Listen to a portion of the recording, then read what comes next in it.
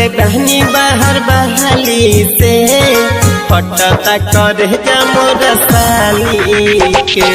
phone कैले दिया घर वाली के फटता करे मोर साली के निंदिया में रोज आवेली सपना में हम के जगावेली याद आवे काटल ठलाली के फटता करे मोर साली के प्यार कोइले बहनी बाहर बहाली से फटता करे मोर साली के फटता करे मोर साली के याद आवे काटल ठलाली के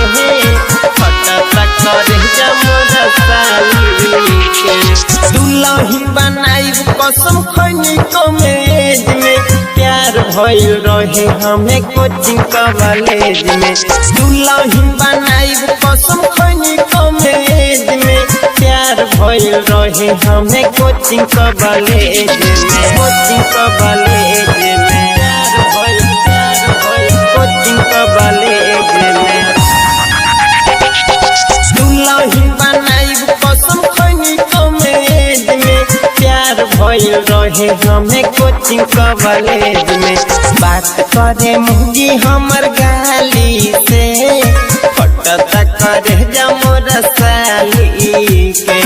प्यार कोइले बहनी बाहर बहाली से फटता करे मोर साली के निंदिया में रोज आवेली सपना में हम के जगावेली याद आवे काटल ठलाली के फटता करे मोर साली के प्यार कोइले बहनी बाहर वाली से फटता करे मोर साली के फटता करे मोर साली के याद आवे काटल ठलाली के दिल में समय लोकर हटे न सुरतिया घर आवे मिले रोजे आधी आधी रतिया दिल में समय लोकर हटे न सुरतिया घर आवे मिले रोजे आधी आधी रतिया आधी आधी रतिया घर आवे मिले रोजे आधी आधी रतिया दिल में समय लोकर हटे न सुरतिया घर आवे मिले रोजे आधी आधी रतिया श्री राम चौहान मवाली से प्यार कोइले बहरे बाहर वाली से विशु पिंटू राजेश मवाली से बात करे महदी हमर गाली से निंदिया में रोज